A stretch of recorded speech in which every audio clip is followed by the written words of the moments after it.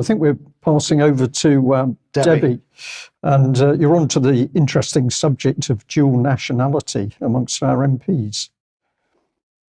Yeah, good afternoon, everyone. Well, actually, this segment's going to be more of a question for everyone and for our audience, certainly. I hope it brings up some debate, because we talk about revolving doors all the time. We talk about conflicts of interest, and my goodness, don't we have a lot of those, especially within the MHRA board, as we know. But that took me on to thinking about conflicts of interest. What's the definition? And I happened to come across this Wikipedia page that was talking about the Convention on certain questions relating to the conflict of nationality laws.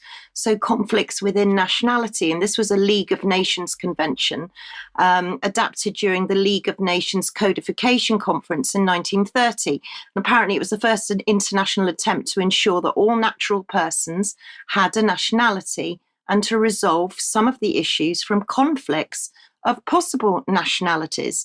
So that took me back to thinking, oh, well, Brexit. I remember that a lot of people were applying for dual nationality to make sure they guaranteed the same rights and freedom of movement in Europe.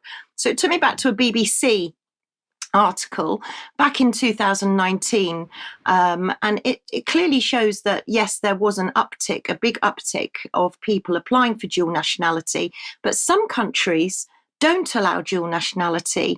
Austria, for example, don't allow it. Germany doesn't usually allow dual nationality, and other countries have specifications.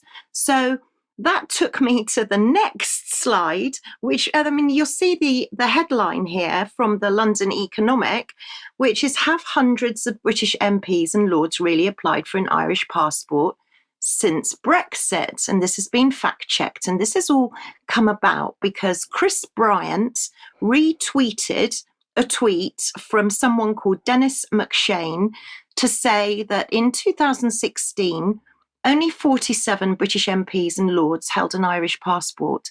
By 2021, that figure went up to 227. And in 2022, there are now 321 of them with an Irish passport.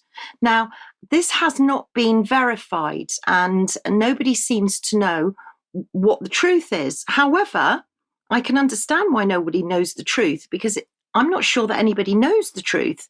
So the article goes on to reveal a Freedom of Information request that was put in 2018 to determine how many MPs were dual or multiple nationals or not a UK citizen at all. I'd never even given that any thought until I'd read this.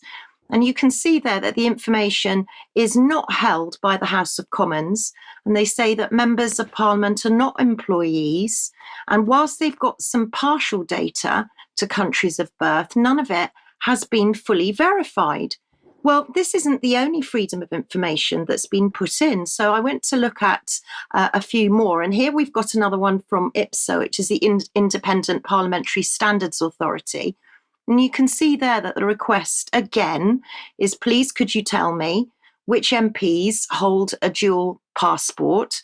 And actually, they even ask for specification, but they don't have the information either. And another a freedom of information posted on WhatDoTheyKnow, how many MPs have dual nationality? They don't seem to know either.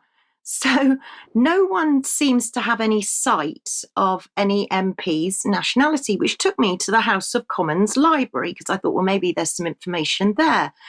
And the only information that I could find in this on the social background of members of Parliament 1979 to 2019 were the next few statistics that you'll see, but nothing mentions nationality. So you can see that there were 220, this was as a result of the 2019 election. There were 220 female MPs elected.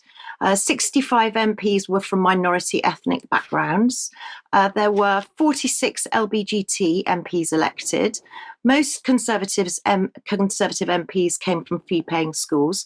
And shockingly, 140 MPs elected in 2019 had no previous parliamentary experience, which really just leads me to the question of who is governing our country. if we don't know someone's nationality, or if they have dual nationality, or if they're married to somebody from another country, where do their loyalties lie? Do they lie with us in the UK? So that's a question for everybody. Okay, Debbie, thank you very much for that. And we'll look straight at the audience and say, please help us dig into this, because, of course, it seems the research is difficult and many hands make light work.